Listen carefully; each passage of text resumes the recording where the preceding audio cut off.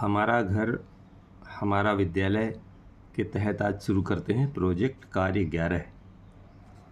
तो इसमें क्या दिया हुआ है कि अपने माता पिता या बड़े भाई बहन की सहायता लेकर आपके आसपास पाए जाने वाले 20 जंतुओं की जानकारी सूची अनुसार एकत्र कर लिखिए।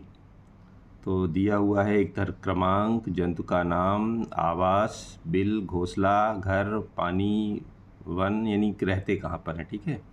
और इधर क्या दिया है, भोजन शाकाहारी, मांसाहारी या सर्वाहारी। और इधर दिया है मतलब ये खाते कैसे हैं, क्या खाते हैं। और इधर गति, रेंगना, तैरना, रेंगना, चलना, मतलब गति कैसे करते हैं, ये ऐसा करना है, ठीक है। तो शुरू कर रहे हैं। पहला है चिड़िया ले रहे हैं। चिड़िया कहाँ रहती है, घोंसला में रहती है। और क्या है, शाकाहारी है और उड़ती है ना, और खुदक के चलती, क्योंकि यहाँ लिखा नहीं है पर अपने से जोड़ सकते हैं आप, ठीक है। तो चूहा रहता है बिल में, शाकाहारी है। ये भी चलता है यानी दौड़ने के अंतर्गत आ जाएगा, चलना दौड़ना, ठीक है। और छिपकली कहाँ रहती है, दीवालों में रहती है यानी दीवार लिख लीजिए। मांसाहारी है और क्या करती है, चलती है, चलना में डाल दीजिए। कुत्ता आवास में रहता है, सर्वाहारी है और चलना में डाल दीजिए इसको। खरगोश बिल में रहता है, शाकाहारी है, चलना में भी डाल लीजिए इसे। मछली पानी में रहती है, शाकाहारी है और मांसाहारी दोनों प्रकार की होती हैं, ठीक है। और ये तैरना में लिख लीजिए इसको। मेढक का काम है मेढक पानी और ज़मीन दोनों में रहता है, यह सर्वाहारी है। रेंगना और या उछलना लिख लीजिए इसको। हिरण वन में रहता है, ये शाकाहारी है और ये चलना में डाल लीजिए। गाय क्या है, हमेशा कहाँ रहती है, गौशाला में रह करती है ना, तो इसका आवास कहलाता है ये। तो गाय आवास में रहती है और शाकाहारी है और चलना इसका काम है। और घोड़ा अस्तबल में रहता है, शाकाहारी है, ये भी चलने में आ जाएगा। और भैंस आवास में रहती है, ये भी शाकाहारी है, चलना में आ जाएगा। शेर वन में रहता है, मांसाहारी है, चलना में आएगा। चीता वन में रहता है, मांसाहारी है, ये भी चलना में आएगा। भालू वन में रहता है, सर्वाहारी है, चलना में आएगा। मगर पानी में रहता है, मांसाहारी है, तैरना और रेंगना में आएगा। नेवला वन में रहता है, मांसाहारी है, चलना में आएगा। और सांप बिल में रहता है, मांसाहारी है, रेंगना में। गैंडा जंगल में रहता है, शाकाहारी है, चलना में डाल दीजिए। हाथी जंगल में रहता है, शाकाहारी होता है और ये चलना में डाल लीजिए। और जिराफ जंगल में रहता है और ये भी शाकाहारी है और इसे भी चलना में डाल सकते हैं। अब इसी का अगला पार्ट है कि निम्न विशेषताओं के आधार पर पौधों एवं जंतुओं में होने वाली क्रियाओं का वर्णन करिए। तो इधर दिया हुआ है क्रमांक, फिर होने वाली क्रिया का नाम पौधों में और जंतुओं में। तो होने वाली क्रिया का नाम श्वसन। श्वसन पौधों में कहाँ से होता है, पत्ती में होता है, तना में होता है और जड़ से, यानी सभी जगह से होता है इसमें।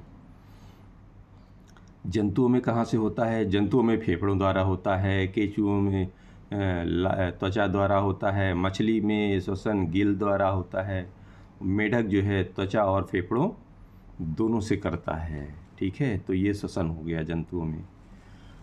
अब दूसरा पॉइंट है उद्दीपन के प्रति अनुक्रिया। अब उद्दीपन कैसे होता है। तो जो पौधे होते हैं, जो पौधे वाले इलाके में लिखे हैं, ये तो एक गति करते हैं यानी वृद्धि करते हैं। वृद्धि माने ये दौड़ते नहीं हैं, ऊपर की तरफ गति करते हैं यानी वृद्धि करते हैं। और पुष्पीकरण करते हैं यानी फूल देते हैं, फूल के बाद फल होते हैं ना। और छुई मुई के पौधे को छोड़ दो तो अनुक्रिया के तहत वो सिकुड़ जाता है, जिसको टच मी नॉट भी बोलते हैं ना, वो पौधा। अब आ जाइए इसकी तरफ, किधर, जंतुओं में। तो जैसे चिड़िया अगर कहीं बैठी हो, उसकी तरफ हाथ बढ़ाइए तो उड़ जाती है, तो यानी बैठी चिड़िया की ओर बढ़ने पर उड़ जाना। जंगली जानवरों प्रकाश डालते ही भाग जाना। किसी कांटे पर पैर रखते ही तुरंत पैर आपका उठ जाता है ना, उठा लेना। जब कभी अंधेरे से आप उजाले की तरफ जाते हैं तो क्या होता है, आंखें सिकुड़ जाती हैं। इसी तरह उजाले से जब अंधेरे की तरफ आते हैं तो एकदम आंखें फैल जाती हैं। तो ये हमारा उद्दीपन के प्रति अनुक्रिया हो जाती है, ठीक है, पौधों और जंतुओं में। और गति के बारे में लिखना है कि गति पौधों में क्या होती है, अनुवर्तनी और अनुकुंचनी गति होती, अनुकुंची गति होती है। अब मनुष्यों में क्या होता है, मनुष्य एवं जानवर कहाँ से गति करते हैं, पैरों से, मछली अपने फिन से, फिन माने परों से, घोंगे और स्लक्के से बलगम की परत मतलब एक चिपचिपा वो निकालते हैं, उसी पर चलते हैं। और सांप जो है कहाँ से ज़्यादा, पेट पर बनी पसलियों की रिंग से क्या करते हैं, ये गति करते हैं। अब आ जाते हैं प्रोजेक्ट नंबर 12 है, इसी में ले लेते हैं प्रोजेक्ट कार्य 12। ये है भारत का नक्शा, ठीक है। और भारत के नक्शे में ये सारी चीज़ें दी गई हैं कि दिए गए रेखा मानचित्र में निम्न को दर्शाइए। मान्यखेत, कन्नौज, बनारस, मदुरई, बादामी, कल्याणी, तंजावुर, और बाग पार्ट में करना है राष्ट्रकूट राज्य, चोल राज्य और चेर राज्य और चंदेल राज्य। तो ये जो जगह हैं, ये जो इधर मान्यखेत, कन्नौज वगैरह, ये देखिए यहाँ पर दर्शा दीजिए ऐसे कहाँ कहाँ है। तो जैसे ये देखिए कौन कौन यहाँ शुरू करते, ऊपर है कन्नौज, इधर बनारस, कल्याणी, फिर बादामी, मान्यखेत, इधर तंजावुर, मदुरई, ठीक है, ये तो जगह हो जाएंगी। और जो ये राज्य दर्शाए गए थे, राष्ट्रकूट, चोल, चेर, तो देख लीजिए जो चेर जो इलाका था वो इधर निचले इलाके में चेर रहते थे, और चोल जो है इधर ऊपरी, इधर इनके जो थोड़ा ये छोड़ दिया जाए इधर इस तरफ, तो चोल राज्य था। और इधर जो है राष्ट्रकूट इस एरिया में राज्य करते थे, है ना, यानी जहाँ चोल से ऊपर यहाँ राष्ट्रकूट थे। और यहाँ पर जो है चंदेलों को इलाका कुछ इस तरफ था, यानी बनारस के आसपास, इधर अवध वगैरह, ठीक है, इस तरफ। तो ये हमारे जो है राज्य भी हो गए। आप इसको भर लेना है, देख के अच्छे से देख लीजिए, इसको भरना है केवल, ठीक है। तो ये हमारा 11 और 12 प्रोजेक्ट पूरा होता है। अब मिलते हैं प्रोजेक्ट 13 पर।